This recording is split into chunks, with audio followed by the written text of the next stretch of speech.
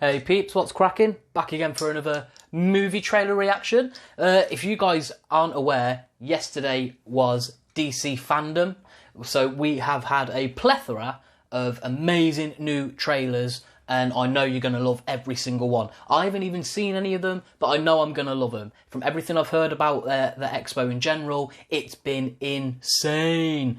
So let's get into this, guys. The first one we're going to review today is the Suicide Squad 2 official teaser trailer. Thumbnail's got a picture here of Harley Quinn. Don't know much more what to expect about this one, other than it's obviously Margot Robbie coming back to be Harley Quinn. And apart from that, I can't tell you much more until we get into the trailer. But I am looking forward to this one. Let's just pause that. Whoa, too much. That's a 3-second clip we didn't want to see. Alright guys, let's get into this. And play. I think it's going to surprise people. You kind of sit there and go, how did they do that? Idris Elba. It's going to be different from any superhero movie ever made. Directed by James Gunn. There's no one better in the world to direct the Suicide Squad than James Gunn. Hell yes. I was excited with an opportunity to be able to do the Suicide Squad in the way it could be done from my point of view. This one is completely unique. This is a gritty 1970s war movie 70s, combined with the brilliance of James Gunn's characters and comedy. You need your director to set the vibe. The Suicide Squad is just a twisted fantasy of characters. Within each of our characters, there's a certain beauty. Within most of them. Some of them are just pretty crappy through and through. Be like a douchey Captain America. The guy who believes in peace at any cost, no matter how many people he needs to kill along the way. Okay, I got it. Don't ever settle back like you think you know where this is going, because you don't. As soon as you have some sense about what's about to happen next, James comes in. Everyone's exploding. Genitals, heads, arms, legs. It's like a big, massive graphic novel brought to life. This is by far the biggest movie I've ever made. I don't think that you know what to expect. By far the biggest. Don't get too attached. This has been truly the greatest, most exciting journey of my life making this film.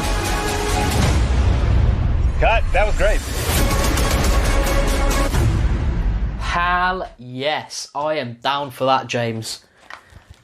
What was interesting there is he just came out and outright said that this was the biggest movie that he's ever done. The guy did both Guardians of the Galaxy movies. This is going to be big. This is going to be big. However, what I will say is take what James Gunn says about this production with a pinch of salt, because there's a load of behind-the-scenes stuff you may or may not be aware of between James Gunn and Marvel. Following a tweet that he sent years ago, there was a bit of there's a bit of tension there between him and Marvel. So Warner Brothers have just embraced him with both arms and said, fuck them, come over to us, James. So it looks like this is going to be sick. From what I saw, that I wasn't expecting John Cena to be in the trailer. That's a pleasant surprise, because he is a corny dude, let's get it right.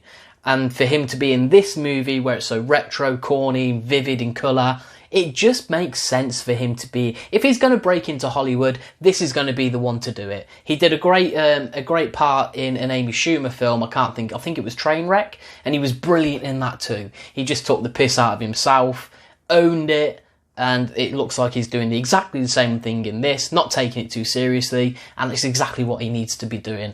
It's what The Rock did, it's what Batista did, and look at them, they've flourished in Hollywood. So more props to Cena, looking forward to seeing him in this.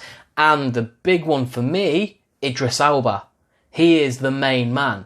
God, he's such a good actor. Awesome in the Thor movies, but obviously since his contract came to an end there, after he... So yeah, we can say it. Spoiler alert. After he died in Endgame at the start, and now he's open to go into the DC universe. I prefer him I think I'm going to prefer him, sorry, in the DC universe, because they've got the ability to be a bit darker. And I don't know if you've ever watched the TV series called Luther, where he's the main detective, the character in it. It's a very dark series, and he's in his element with that. He thrives in it. It's brilliant. All in all, it looks ace. Didn't really get to see much. There's no story giveaways or anything like that, really. There was a touching on Cena's character.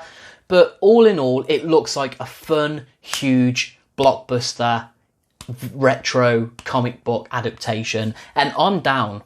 I'm down. So, guys, let me know what your thoughts. If you haven't done so already, smash the subscribe button, like, comment and share. It really does help. And here's to the next video. 1 million subscribers.